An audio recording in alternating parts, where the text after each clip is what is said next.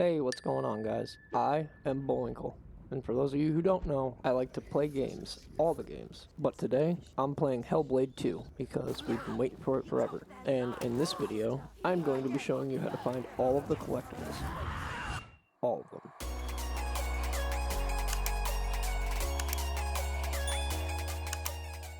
Alright, so once you get control of this goofball, you'll walk until you have to scale a cliff. Once at the top, you stand up and fall back down again. Then a cutscene is going to play, so watch it, and when it's over, continue along the linear path.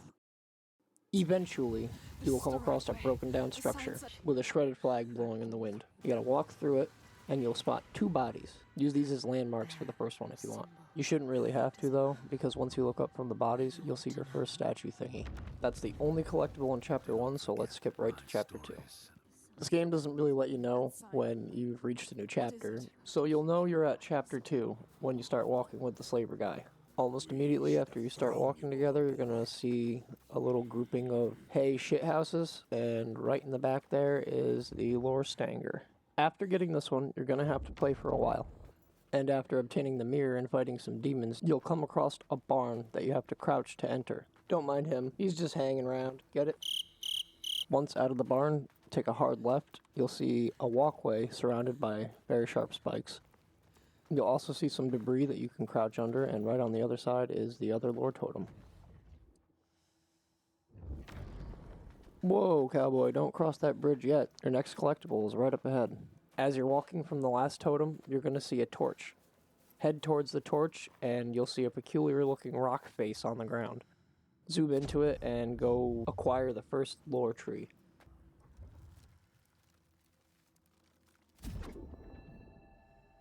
After the cutscene where the hands touch your face, you'll have to shimmy across this ledge here.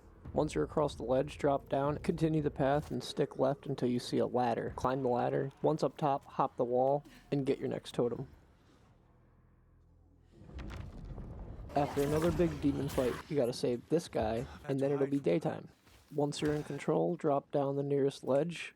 Continue the path until you see a destroyed bridge. From here, turn left, and you should see it in the corner.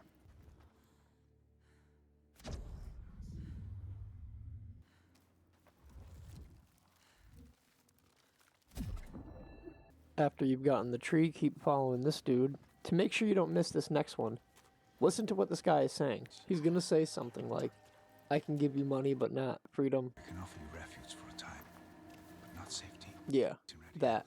When he says that, ditch his ass and go hard left. Continue down the path until you arrive at the last collectible of the chapter. Woohoo! At the start of the 3rd chapter, you're going to be traveling with these geniuses. Follow them downhill a ways to your left, and you should see a broken house. Check behind the house. That's where the totem is. After collecting this totem, make sure you turn around and walk straight. You're going to see a mountain face or whatever. Zoom in on the face, and then collect your tree. Once you've collected that face, turn around and walk past the hill you and the guys walked down together. Explore the right side, just beyond the other broken house. You will come to a round area, and to the left side rock wall, you will see the rock face. Zoom in on it. Look at the tree and let's keep moving. You're gonna do some talking, run through a burning village, see a giant naked lady. Oh my god. And then you're going to be wandering through a trippy hell nightmare forest, where Senua is going to start tripping balls. And I mean tripping absolute nutsack. Then you're going to fight some guys, a cutscene will play, but then it's going to be daylight again. And that's what we want here. We want daylight, because daylight means we can get the next collectibles.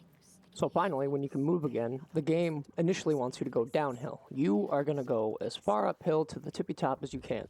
Once up top, grab that shit, and now head back downhill. Once you've dropped all the way down, keep going as usual. Along the way, take note of this puddle, walk a bit further, and just up ahead you should see the stone face looking directly at you.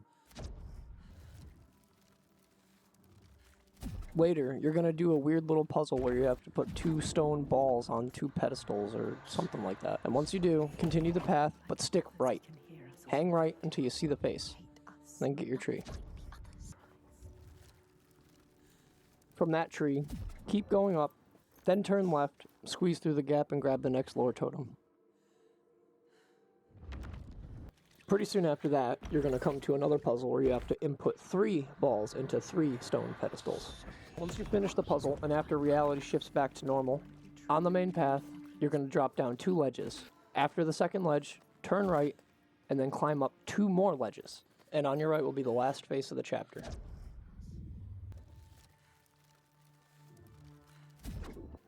Drop back down the 2 ledges, walk past these puddles, turn left, squeeze through the gap, hop the ledge, and grab the totem.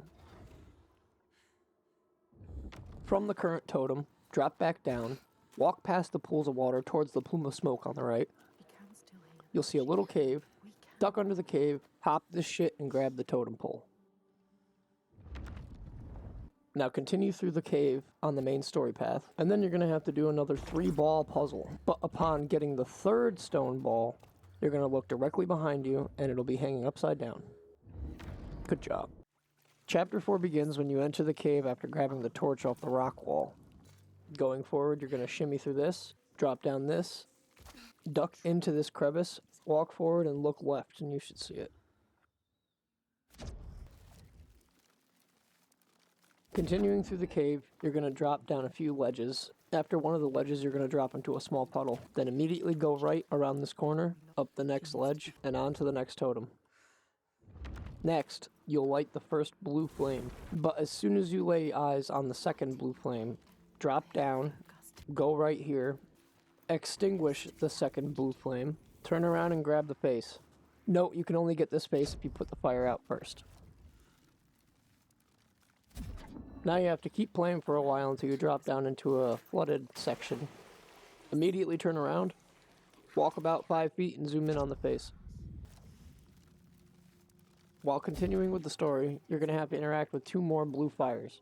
Once you've used the second fire to make a bridge, go over the bridge and you'll find a path leading down to a smaller cave. Make sure you stick to the right and spam your interact button to try to drop down to a secret ledge. Once you find it, drop down and go get the totem. Now, after a mean minute of playing, like about 40 minutes, you'll solve some more puzzles. Fight way too many of these guys. Leave your only real weapon in a hole in the wall.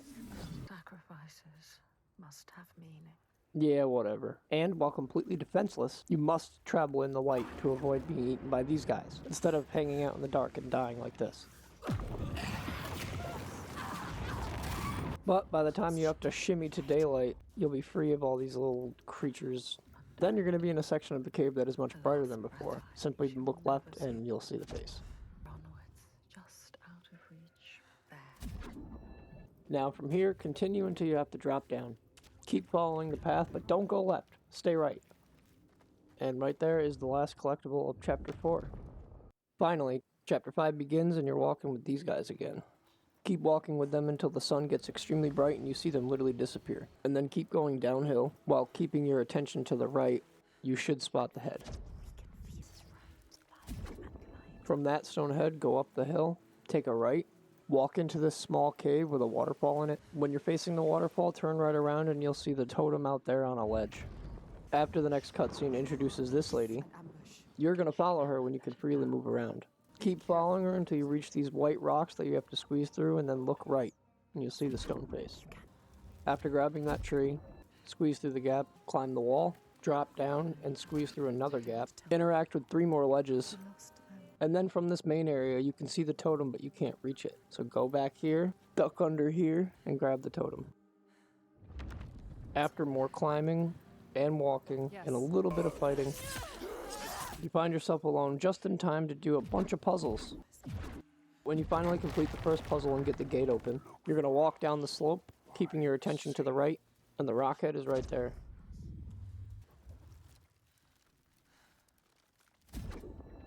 Then you're going to come to a shipwrecked area where you'll have to solve another rune puzzle. From where you see the first hieroglyph, turn right and drop down.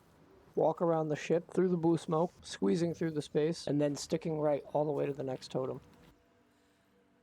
From this totem, on your way back to the crevice, the face will be on your left, so technically we walked right past it. Later on, after the section where Senua decides she wants to go swimming in her own reality. You're going to find yourself in the middle of a raging thunderstorm. And when you can move again, you're going to continue as you normally would. You'll know you're on track when you see the giant in the street. Next to him on the right, directly behind the house, is your next phase. Walk through and zoom in on the tree. From that stone face, return to the main path, stay left and follow the path up, and you will have found your last lore totem. And finally, from that totem, turn around, walk straight to the back left. Tucked behind this house is the last stone head in the game. Look at you guys getting all the collectibles and shit. You're just a bunch of collectibles getters, aren't ya? Huh? You should get 2 rare achievements depending on whatever platform you're playing on. And next time you return to the main menu, you will see pop-ups explaining that you have collected everything and you have unlocked extra narration material that can be used for second or third playthroughs. I don't know.